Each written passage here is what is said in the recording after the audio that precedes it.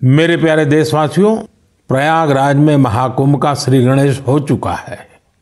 चिरस्मरणीय जन सैलाब, अकल्पनीय दृश्य और समता समरसता का असाधारण संगम। इस बार कुंभ में कई दिव्य योग भी बन रहे हैं। कुंभ का ये उत्सव विविधता में एकता का उत्सव मनाता है। संगम की रेती पर पूरे भारत के, पूरे विश्व के लोग जुटते हैं। हजारों वर्षों से चली आ रही इस परंपरा में कहीं भी कोई भेदभाव नहीं, जातिवाद नहीं। इसमें भारत के दक्षिण से लोग आते हैं, भारत के पूर्व और पश्चिम से लोग आते हैं। कुंभ में गरीब अमीर सब एक हो जाते हैं। सब लोग संगम में डुबकी लगाते हैं, एक साथ भंडारों में भोजन करते हैं, प्रसाद लेते हैं। तभी तो कुंभ एकता का महाकुंभ है। कुंभ का आयोजन हमें ये भी बताता है कि कैसे हमारी परंपराएं पूरे भारत को एक सूत्र में बांधती हैं।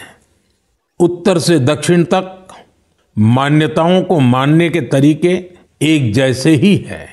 एक तरफ प्रयागराज, उज्जैन, नासिक और हरिद्वार में कुंभ का आयोजन होता है, वैसे ही दक्षिण भूभाग में गोदावरी, कृष्णा, नर्मदा और कावेरी नदी के तटों पर पुष्करम होते हैं।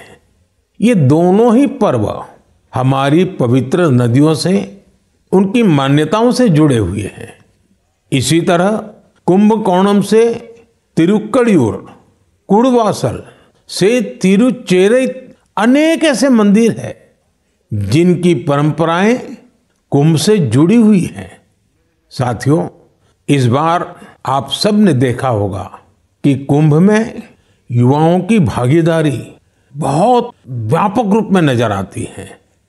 और ये भी सच है कि जब युवा पीढ़ी अपनी सभ्यता के साथ गर्व के साथ जुड़ जाती है तो उसकी जड़ें और मजबूत होती हैं और तब उसका स्वर्णिम भविष्य भी सुनिश्चित हो जाता है। हम इस बार कुंभ के डिजिटल फुटप्रिंट्स भी इतने बड़े स्केल पर देख रहे हैं। कुंभ की ये वैश्विक लोकप्रियता हर भारतीय के लिए गर्व की बात है। साथियों, कुछ दिन पहले ही पश्चिम बंगाल में गंगा सागर मेले का भी विहंगम आयोजन हुआ है। संक्रांति के पावन अवसर पर इस मेले में पूरी दुनिया से आए लाखों श्रद्धालुओं ने डुबकी लगाई है।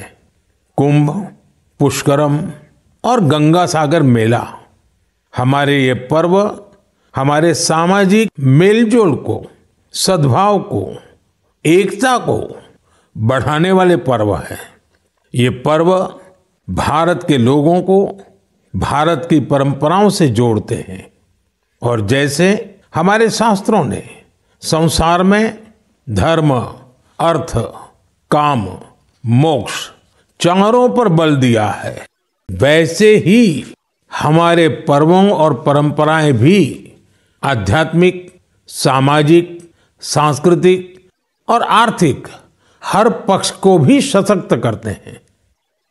साथियों, इस महीने हमने पौष शुक्ल द्वादशी के दिन रामलला के प्राण प्रतिष्ठा पर्व की पहली वर्षगांठ मनाई है। इस साल पौष शुक्ल द्वादशी 11 जनवरी को पड़ी थी। इस दिन लाखों राम भक्तों ने अयोध्या में रामलला के साक्षात दर्शन कर उनका आशीर्वाद दिया। प्राण प्रतिष्ठा की ये द्वादशी भारत की सांस्कृतिक चेतना की पुनः प्रतिष्ठा की द्वादशी है। इसलिए पौष शुक्ल द्वादशी का ये दिन एक तरह से प्रतिष्ठा द्वादशी का दिन भी बन गया है।